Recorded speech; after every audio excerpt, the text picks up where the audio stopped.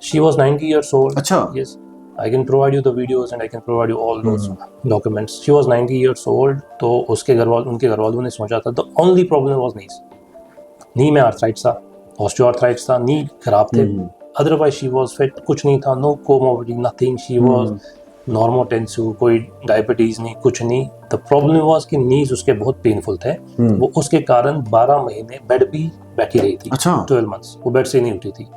तो उसके बेटे को अचानक से ख्याल आया कि नहीं, मैं अपनी माँ को ऐसे बेड पे नहीं देख सकता हूँ. कि यहाँ पे लोग बहुत एग्रेसिव हो जाते हैं पेन किलर्स के रिगार्डिंग. बहुत ही एग्रेसिव ट्रीट करते हैं अपने आप को, बहुत ही ज़्यादा तेज दवाएं खाते हैं. You mean say it should be avoided? Always NSAID should be avoided. इस आर्थराइट्स में ऐसा होता है कि पेशेंट पेन में रहता है. यूजुअली ये पेन कहाँ पे रहता है? यूजुअली पेन चाहे नीज में हो या हिप्स में हो, जहाँ पर भी हो. मतलब ये इन पेशेंट्स की जो भी बात हमारे मेजर जॉइंट्स होते हैं, वेट बेरिंग जॉइंट्स होते हैं, तो यूजुअली ये पेशेंट कंप्लेन करता है पेन की नाइट में. अपना वेट कंट्रोल, जो कि यहाँ पे कॉमन है फीमेल्स में ज्यादा, तो हमारे यहाँ कॉमन भी फीमेल्स में ज्यादा आर्थराइट्स है. अच्छा, इसका मतलब है कि मेल से ज्यादा फीमेल्स में पाया गया? हाँ जी, कश्मीर की बात है. बिकॉज फिजिकल एक्टिविटीज कम है. जैसे विद एज हमारी एज बढ़ती है, there is wear and tear घुटनों में होता है. जैसे हमारे स्किन में ज्यादातर घुटनों में ही होता है, वेट बेरिंग एरियाज में ज्यादा होता है. जो भी हमारे वेट बेरिंग जॉइंट्स होते हैं, हर जॉइंट इन्वॉल्व हो सकता है आर्थराइट्स में. ये एक टिपिकल टर्म नहीं है, ये एक बहुत ही वास्ट टर्म है कि कोई भी जॉइंट इन्वॉल्व हो सकता है. अस्सलाम वालेकुम नाज़रीन, आप देख रहे हैं कश्मीर क्राउड और मैं शाहिद इमरान. जितने भी नाज़रीन इस वक्त हमें देख रहे हैं, आज ऐसे तिमन डॉक्टर सबन पन्निस प्रोग्राम्स में दावत दिसमस यम अमनदीप बिहार मेडसिटी श्रीनगर मज एज ऑर्थोपेडिक सर्जन काम करान. तो तुम ऐसो ये डॉक्टर सब जाना, तुम ऐसो प्रोग्राम तो कश्मीर क्राउड पे विज वुशमुत. और आज हम बात करेंगे वर्ल्ड आर्थराइट्स डे के हवाले से. हाल ही में वो दिन मनाया गया पूरी दुनिया में और थीम था अचीव योर ड्रीम्स. अपने ख्वाबों को पूरा करो, मुकम्मल करो, अपनी उम्मीदों के पीछे भागो, अपने ख्वाबों को शर्मिंदा ताबीर करने के हवाले से कोशिश करो. दोस्तों, बार बार चुज बना कि सेहत चाक नियामत अल्लाह ताला सिंद तरफ, खास कर युस ये अड्जन हुंद दोद या सोरी कह दारोमदार अड्जन पे. ये सान अड्ज ठीक तेले हेक इंसान और पकित, ये सान जॉइंट्स ठीक तेले हेक इंसान और पकित. और यहाँ पे मुझे याद आ गया जिस डॉक्टर के साथ हम आपकी मुलाकात आज कराने जा रहे हैं. Believe me, I love to talk this doctor again and again because ये बहुत कम डॉक्टर्स होते हैं जो कहीं ना कहीं एक इंसानियत और गरीब बेबस लोगों को लेकर अपना प्रोफेशन जो है वो उसमें अपनी खिदमत अंजाम दे रहे हैं. हाल ही में मैं नाम नहीं बताऊंगा, न जाने कितने पेशेंट्स का आज तक इलाज किया है. और जिस पेशेंट के पास माशी लिहाज से वो हालत नहीं होती है, तो उन पेशेंट्स को डॉक्टर बुरहान साहब कैसे ट्रीट करते हैं, इसका शाहिद मैं हूँ, इसका गवाह भी मैं हूँ. और उनका फ्री ट्रीटमेंट कैसे किया जाता है, तो ये भी अपने आप में एक बहुत बड़ी बात है. तो बहुत बहुत शुक्रिया डॉक्टर साहब, थैंक यू सो मच आज के प्रोग्राम में हमारे साथ एक मरतबा फिर अपना कीमती वक्त देने के लिए. तो डॉक्टर बुरहान साहब, बिफोर गोइंग इनटू दिस आर्थराइट्स, तो सबसे पहले आलमी दिन मनाया गया वर्ल्ड आर्थराइट्स डे. तो माशाल्लाह आप किसी तारुफ के मोहताज नहीं हैं.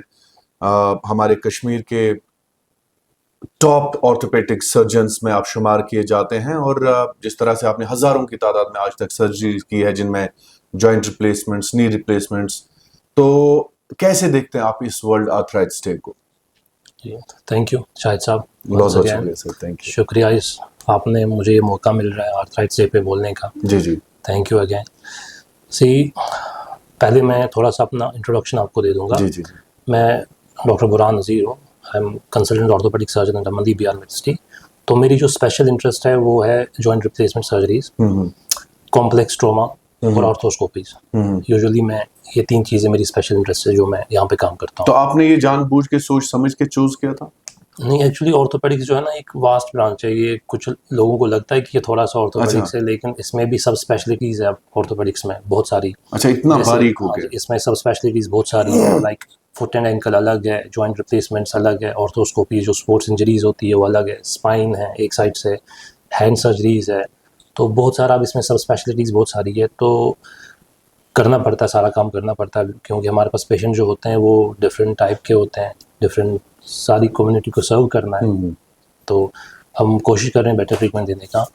तो जैसे वर्ल्ड आर्थराइटिस डे आप कह रहे हैं, तो ये इम्पोर्टेंट है हमारे अवाम के लिए ये जानना कि ये वर्ल्ड आर्थराइटिस डे है क्या, क्यों मनाया पहले जाता ये आर्थराइटिस है क्या, first important question should be कि आर्थराइटिस है क्या। बिल्कुल। आर्थराइटिस एक कॉमन टर्म है जो कि हम एक एग्जांपल से समझा सकते हैं। ये एक एल्डरली एज पॉपुलेशन की बीमारी है, जो बुजुर्ग लोग होते हैं। हाँ जी, पर ये बीमारी उन्हीं तक महदूद नहीं है। आर्थराइटिस हम कैसे समझेंगे, सिंपल जो हमारा जॉइंट होता है, जो ऊपर वाले ने जॉइंट बनाया होता है, इसके बीच में एक कार्टिलेज होती है, हम जैसे इससे एग्जांपल दे सकते हैं, जॉइंट के बीच में कार्टिलेज होती है, तो ये घिसनी, ये इरोड होनी शुरू हो जाती है। अगर हम एक एग्जांपल से समझाना चाहेंगे इसको, सिंपल एग्जांपल है कि जो एक कॉमन टर्म सबके यहाँ पे पाई जाती है कि एक टूथ, एक दांत में जब पेन होती है उसके ऊपर एक लेयर होती है जिसको एनामल हम कहते हैं, वो जैसे ही इरोड होना शुरू हो जाती है, उसके नीचे कैविटी बननी शुरू हो जाती है, तो नीचे वाले टूथ के नीचे जो नर्व्स होती है और जो वेसल्स होती है वो एक्सपोज हो जाती है, वो पेन शुरू होनी होती है। सेम जॉइंट में भी ऐसा ही होता है, जॉइंट जैसे ही इरोड होना शुरू हो जाता है तो नीचे ये बहुत ही वेस्कुलर होता है और बहुत ही नर्व्स होती है जो पेन करती है, इसके साथ जुड़ी हुई। हाँ जी, इसके नीचे कार्टिलेज के नीचे बिल्कुल होती है। तो जैसे ही जॉइंट इरोड घिसना शुरू हो गया तो नर्व एंडिंग्स और जो वेस्कुलरिटीज होती हैं, जो नीचे वेसल्स होती हैं, वो एक्सपोज हो जाती हैं और वो बहुत पेनफुल होती हैं। उसी से पेन होता है। हाँ जी, तो ये कॉमनली जैसे हमारी एज निकल जाती है, जैसे हम एल्डर पॉपुलेशन की ओर चले जाते हैं, तो ये प्रॉब्लम देखी जाती है। पर ये डिजीज़ महदूद नहीं है कि ये एल्डर एज में ही होगी, तो ये स्पेसिफिक एज ग्रुप के लिए नहीं होती है। कुछ लोगों में देखा गया at the age of 40s 50s ये स्टार्ट होती है। कुछ लोगों में ऐसा भी देखा गया है कि at the age of 80s भी उनके घुटने बहुत अच्छे होते हैं।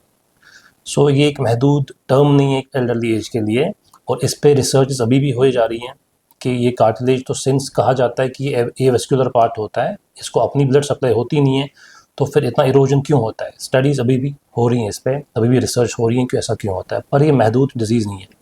दूसरा इंपॉर्टेंट क्वेश्चन है कि आर्थराइटिस क्यों होता है। बिल्कुल, ये तो सवाल मैं पूछने लगा। पहला इंपॉर्टेंट यही है कि ये एक एल्डरली एज पॉपुलेशन में देखा जाता है, जैसी एज निकलती जाएगी। तो डॉक्टर साहब, जिस तरह से आपने बोला कि एल्डरली पॉपुलेशन में देखा जाता है, तो इसका मतलब ये है कि दबाव ज्यादा होता है या इंसान ज्यादा जो चलता है या जिंदगी में काम काज के सिलसिले में, तो उससे भी कहीं ना कहीं जैसे विद एज हमारी एज बढ़ती है, there is wear and tear घुटनों में होता है। जैसे हमारे स्किन में ज्यादातर घुटनों में ही होता है, वेट बेरिंग एरियाज में ज़्यादा होता है। जो भी हमारे वेट बेरिंग जॉइंट्स होते हैं, हर जॉइंट इन्वॉल्व हो सकता है आर्थराइटिस में। ये एक टिपिकल टर्म नहीं है, ये एक बहुत ही वास्ट टर्म है कि कोई भी जॉइंट इन्वॉल्व हो सकता है आर्थराइटिस में। हमारे हाथों के जोड़ इन्वॉल्व हो सकते हैं, जॉइंट्स। अब ज़्यादातर ये बड़े जॉइंट्स इसलिए इन्वॉल्व होते हैं क्योंकि ये ज़्यादा वेट बेरिंग जॉइंट्स होते हैं, इन पे दबाव ज़्यादा होता है, वजन पे ज़्यादा काम किया होता है इस इंसान ने, और इसका लाइफस्टाइल कैसा रहा होता है पहले का, बाद में कैसा रहा होता है, तो ये सब कुछ इसी पे डिपेंड होता है। दूसरा, ये होता क्यों है, होता है वही फर्स्ट इंपॉर्टेंट है कि एल्डरली, और ये स्पेसिफिक किसी एज ग्रुप के लिए नहीं है, यंग में भी देखा गया है, किसी 80 ईयर ओल्ड में भी घुटने बिल्कुल ठीक होते हैं। तीसरा, इसको एसोसिएटेड फैक्टर्स होते हैं, लाइक जैसे एक कॉज है ओबेसिटी, ओबीज होना, वजन ज़्यादा, पेशेंट का मोटा होना, तो ये एक कंट्रीब्यूटरी फैक्टर है इसका, एक जिससे घुटने कमजोर हो जाते हैं, जिससे घुटने और ज्यादा रेट पे घिसने शुरू हो जाते हैं। जितना वेट ज्यादा नीचे होगा घुटनों पे, उतना ज्यादा घिसने शुरू हो जाएंगे हिप पे।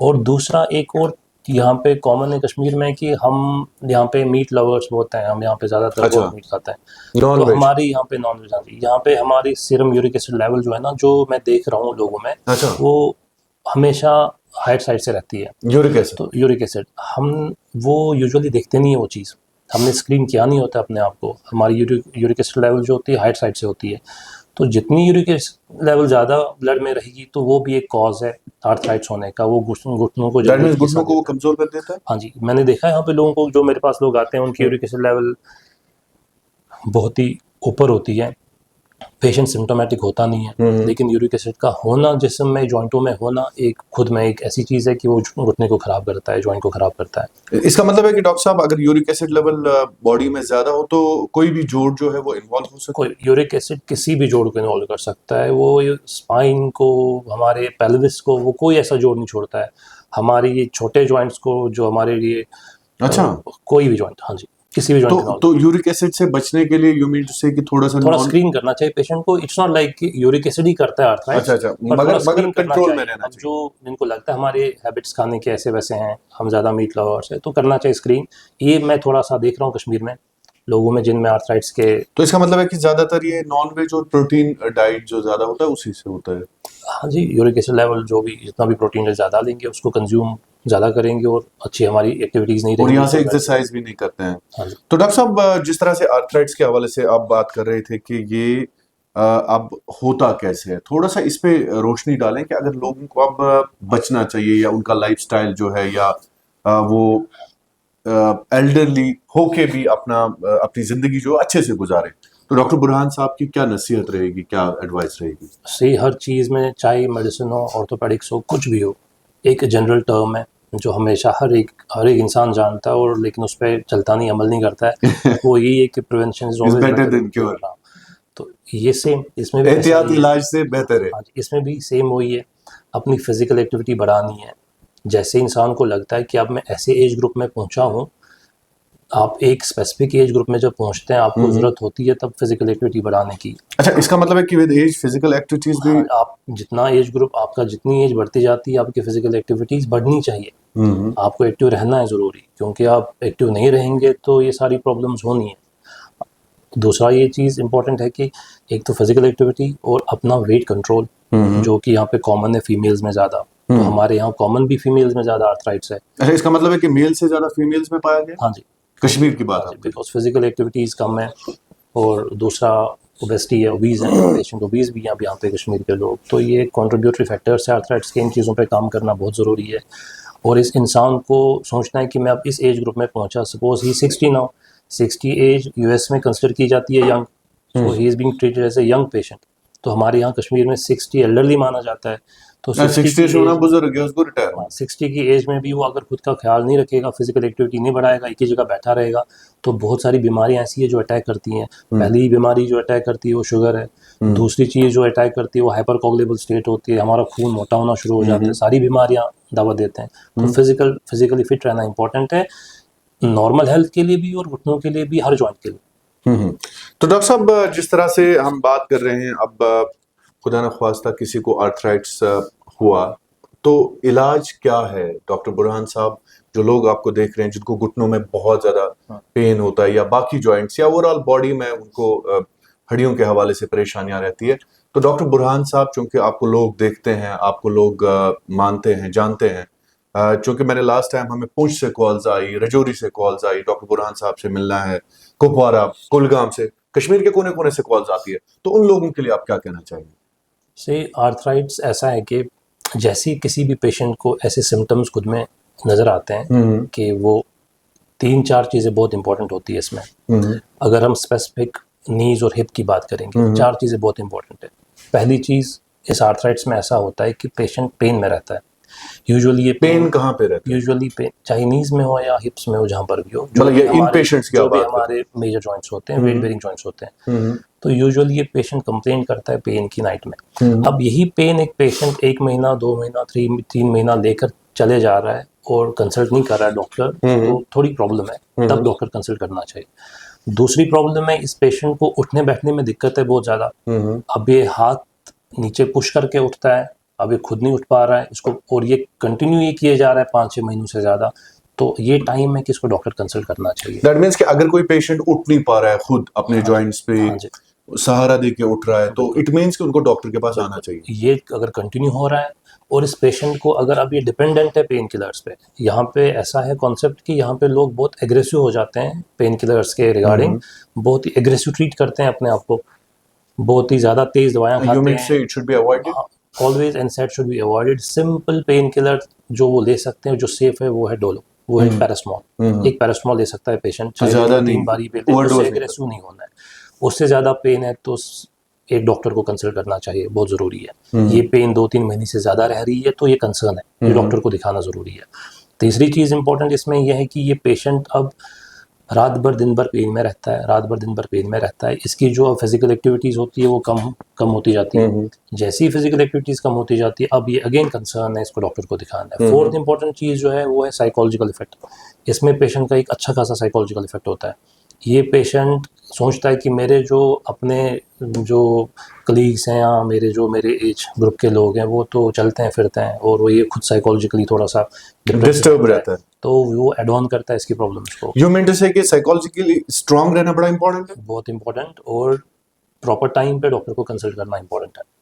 प्रॉपर टाइम पे कंसल्ट करेंगे। ऐसा नहीं है कि हमेशा सर्जरी करनी है आर्थराइट्स के लिए, चाहे वो लास्ट प्रोग्राम में भी डॉक्टर बुरहान साहब ऐसा नहीं है हमेशा सर्जरी ही करनी है। 90% ऑफ टाइम्स पेशेंट को मैनेज किया जाता है कंजर्वेटिवली, लेकिन यहाँ पे कश्मीर में पेशेंट आपके पास जब आता है ना, वो ऑलरेडी बहुत लेट आता है, वो बहुत ही लेट आता है। उसने अपनी मेडिसिन इतनी एग्जॉस्ट की होती है और वो उसके बाद भी ढूंढ रहा होता है ऐसे डॉक्टर को कि वो मुझे दवाई से ठीक करेगा। तो लेकिन आप अल्लाह ताला के निज़ाम को चैलेंज नहीं कर सकते हो। अल्लाह ताला ने जो ट्रीटमेंट दिया है, जो एक रास्ता दिया है, सीधा साधा रास्ता दिया है, पेन में हो तो एक डॉक्टर के पास चले जाओ, ट्रीट करा लो।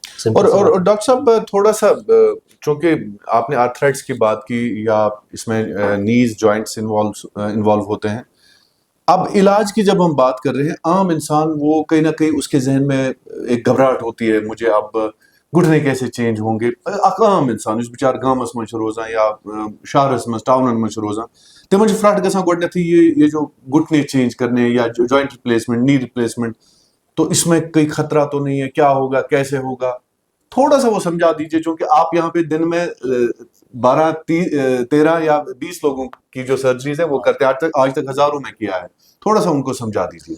देखिए, जो हम रिप्लेसमेंट सर्जरीज जो है, एक्चुअली रिप्लेसमेंट सर्जरीज नहीं है, ये रिसरफेसमेंट सर्जरीज है। तो रिप्लेसमेंट एक मिसनोमर है कि लोगों को डर लगता है कि रिप्लेस करेंगे। It is not replacement, no, it's ये थोड़ा सा उसका यही होता है जॉइंट सर, थोड़ा सा समझा देते। तो एक्चुअली लोगों को ये डर लगा रहता है कि मेरा पूरा घुटना बदला जाएगा, ये वैसा कुछ भी नहीं, काट दिया जाएगा। तो ऐसा बिल्कुल भी नहीं है, ये एक मिसनोमर सा वर्ड है। ये एक्चुअली जो वर्ड है वो है इवन पढ़े लिखे लोगों के जहन में रीसरफेस करते हैं। हाँ जी, होता क्या है, ये टोटल जो बोन खराब हो गई होती है, हम जस्ट वो शेव इट ऑफ। अच्छा, थोड़ा सा मरम्मत की जाती है, शेव करते हैं। और जो ये प्रोसेसेस जो ये हम प्लेटिंग करते हैं, जो ये प्रोसेसेस पड़ता है, ये जस्ट 20 mm 20 mm का ये होता है। उतनी बोन हमें साफ करनी होती है जितनी खराब हो गई होती है। ये दुनिया की सबसे टेस्टेड सर्जरी है, दुनिया की सबसे सेफेस्ट सर्जरी है, और दुनिया में सबसे ज़्यादा की जाई सर्जरी है, और दुनिया में सबसे अच्छे रिजल्ट्स देखे जाने वाली सर्जरी है। अच्छा। लेकिन ऐसा भी है कि आप अल्लाह ताला के घुटने को रिप्लेस नहीं कर सकते हो। यहाँ पे लोग कश्मीर में हमारा कॉन्सेप्ट है कि हमें नमाज पढ़नी है, नीचे बैठना है। तो नी रिप्लेसमेंट के बाद एक कॉन्सेप्ट है जो बहुत इंपॉर्टेंट है, जो लोगों को समझना है। वो नी रिप्लेसमेंट के बाद जो कर सकते हैं वो करो, मतलब जो भी जो कर सकते हैं, जो इनको तकलीफ नहीं पहुंचाएगा वो करो। वो जमाना गया जब एक नी रिप्लेसमेंट के बाद उस पेशेंट को बिठाया जाता था एक ही जगह पे। ऐसा बिल्कुल भी नहीं है। एक नी रिप्लेसमेंट के बाद एक जो भी कर सकता है कर सकता है। एक हिप रिप्लेसमेंट के बाद आपको जो मर्जी है करो। आप नीचे स्क्वाट करना चाहते हो, यू कैन स्क्वाट। तो आपको सर फोन आते हैं पेशेंट से, अपने पेशेंट से? हाँ जी, मैं रोज ही अपने पेशेंट्स देख रहा होता हूँ। अभी भी बाहर पेशेंट्स हैं, तो शुक्र अल्लाह का, आप जब डेडिकेशन से काम करते हो तो अल्लाह ताला भी साथ देता है उस चीज़ का। बिल्कुल बिल्कुल। तो लेकिन ये एक गलत सा टर्म है, यहाँ पर डरते हैं लोग सर्जरी में। सिंपल सर्जरी 40-50 मिनट की सर्जरी होती है, बस। ये रोबोटिक सर्जरी, हाँ जी, 50 मिनट की सर्जरी होती है। अगले दिन से हम पेशेंट को चलाना शुरू करते हैं, अगले दिन या सेम डे पे शाम को चलाना शुरू करते हैं। And we don't use any walkers और something like that. 3rd 4th day पे हम वॉकर भी छोड़ देते हैं। बस हमें इतना चाहिए कि हमारा पेशेंट मोटिवेटेड हो, कोऑपरेटिव हो। जो पेशेंट हम जो खुद से देख रहे हैं यहाँ पे सर्जरीज के बाद, जो हमारे पेशेंट बहुत कोऑपरेटिव होते हैं, मोटिवेटेड खुद से होते हैं, वो बहुत अच्छा करते हैं। जो पेशेंट पहले से डिप्रेस्ड आया होता है वहाँ से, वो डिप्रेस रहता है, नहीं मेरी सर्जरी होगी, तो वो पेशेंट थोड़ा रिहैब में टाइम खाता है। नॉर्मल साइकोलॉजिकली वो स्ट्रांग है, उनका साइकोलॉजिकल इफेक्ट होता है, वो नहीं तो बिल्कुल ठीक होता है। बाकी पेशेंट्स अगले दिन घर जाते हैं, बाकी पेशेंट अगले दिन, हम तीसरे दिन पे डिस्चार्ज करते हैं पेशेंट को। तो डॉक्टर बुरहान साहब, जिस तरह से आपका सक्सेस रेट है, इट्स रियली इम्प्रेसिव। तो जो लोग आपको देख रहे हैं इस वक्त कश्मीर क्राउन के जरिए मुख्तलिफ इलाकों से, क्या कहना चाहेंगे उन लोगों के लिए आप? 2-3 मैसेजेस इंपॉर्टेंट है। जी जी। पहली ये चीज़ इंपॉर्टेंट है कि अगर आपको एक घुटना या एक हिप जो भी जॉइंट है, जो मेजर जॉइंट्स है या एल्बो है या शोल्डर है, अगर आपको ये पेन करना शुरू कर रहा है और आप एक ऐसे एज ग्रुप में हैं या आपकी एक ऐसी कोमॉर्बिडिटी है, जैसे आप ओबीज हैं या कभी ट्रॉमा हुआ है, कभी चोट लगी है इस जगह पे, अब ये दिक्कत देना शुरू कर रहा है और बहुत टाइम से, आप 3 महीने 4 महीने 5 महीने आपने देख लिया, दवाएं खाई, उसके बाद भी दिक्कत दे रहा है, तो अब टाइम में आपको डॉक्टर कंसल्ट करना चाहिए। ये बहुत इंपॉर्टेंट चीज़ है। यहाँ पे लोग ऐसा नहीं करते। वो यहाँ पे लोग ज़्यादातर क्या करते हैं, अगर उनको पता होती है मेरा घुटना ख़राब है, खुद भी वो जान रहे होते हैं, उनको खुद भी पता होती है कि सर्जरी के बगैर कोई इलाज नहीं है, लेकिन वो फिर भी डॉक्टर्स शॉपिंग कर रहे होते हैं कि ऐसा कोई मसीहा मिलेगा तो दवा से ठीक है, तो ऐसा होता नहीं, विच इज नॉट गुड। नहीं, जो अच्छा नहीं है उनके लिए भी अच्छा नहीं है। और दूसरी चीज़ है कि जितना आप लेट करोगे फिर इस चीज़ को, देखिए एक एल्डरली पॉपुलेशन है, आप 75 ईयर पेशेंट आपके पास आता है, बोलता है, यहाँ दूसरा भी कॉन्सेप्ट है, यहाँ पे थोड़ा सा कंफ्यूजन है हमारी पॉपुलेशन में कि एक 75 ईयर का बंदा आता है या 80 ईयर का आता है, वो कहता है कि अब तो मेरी वो एज नहीं है सर्जरी की, ये सर्जरी है इसी एज के लिए, क्योंकि इनकी 75 के बाद इनकी जिंदगी अच्छी करनी है, जो अल्लाह ताला ने आगे की जिंदगी रखी हुई है वो बेटर करनी है, अच्छी होगी, क्वालिटी ऑफ लाइफ, हाँ, इनकी क्वालिटी ऑफ लाइफ अच्छी करनी है, इनको उठाना है, चलाना है।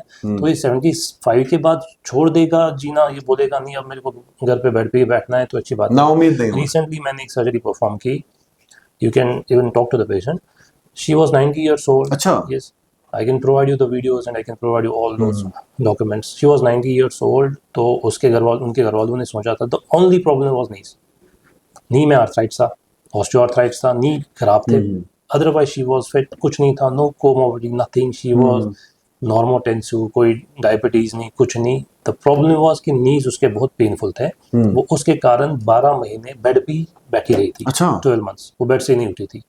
तो उसके बेटे को अचानक से ख्याल आया कि नहीं, मैं अपनी माँ को ऐसे बेड पे नहीं देख सकता हूँ। This was what his son told me, अच्छा, कि मैंने 12 महीने माँ को देखा बेड पे, तो मुझे बहुत पेनफुल है कि इनको जो वॉशरूम भी जाना होता है तो बहुत पेनफुल है, तो हमारे लिए वो देखा नहीं जाता। तो ही केम फॉर कंसल्टेशन, पहले खुद से आए थे, फिर मैंने उसकी मदर को भी देखा।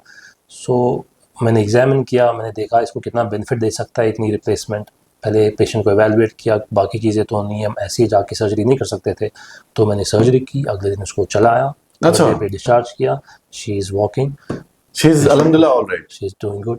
That's great. That's great. Dr. Burhan Saab, I'm really impressed. Thank you so much. God bless doctors like you. And we need medicos like you in the society who are doing this professional duties, who are doing really, we are grateful to Dr. Burhan like doctors. So, आपका बहुत बहुत शुक्रिया। तो last पे sir मैं ज़रूर आपसे एक मैसेज लेना चाहूँगा उन पेशेंट्स के लिए जो कहीं ना कहीं एक नाउम्मीदी की जिंदगी गुजार रहे हैं, खासकर सर कठन हुंद होश वना अचन हुंद गाश तो कठन हुंद होश, ये बड़ा इंपॉर्टेंट, ये टर्म च कशीर मस। मैं अभी एक सिंपल सी मैसेज देना चाहूँगा हमारे अवाम के लिए। मैं यहाँ पे प्रैक्टिसाइज हूँ, मैं यहाँ पे प्रैक्टिस संबंधी BR मेडिसिटी में कर रहा हूँ। मैं यहाँ पर इसलिए हूँ क्योंकि मेरे जो मेंटर हैं वो डॉक्टर अवतार सर हैं, जिनसे मैंने सीखा हुआ है।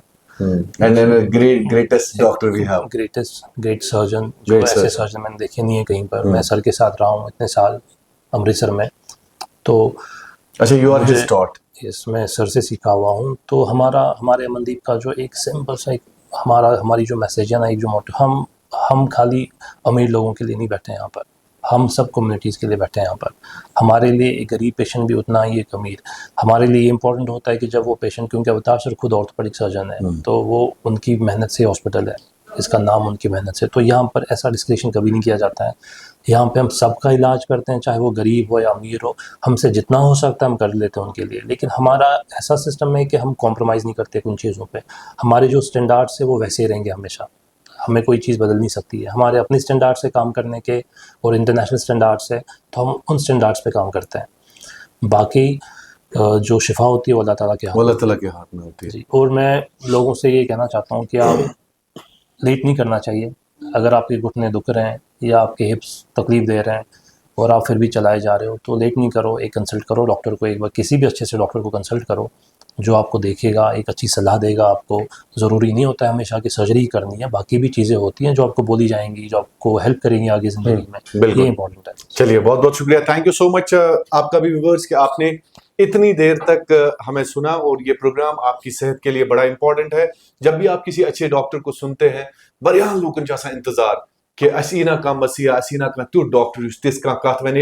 अजकिस प्रोग्रामस मज बोजो तुम डॉक्टर बुरहान सबन कत। डॉक्टर बुरहान सबन कित कर वजाहत आर्थराइट्स, डॉक्टर बुरहान सबन कित कर वजाहत कि अगर कंस कोठन दोद या कुन अड़जन दोद जॉइंटन दोद सह डॉक्टर बुरहान सब सत कंसल्टेशन कर। सड़ा शुक्रिया, थैंक यू।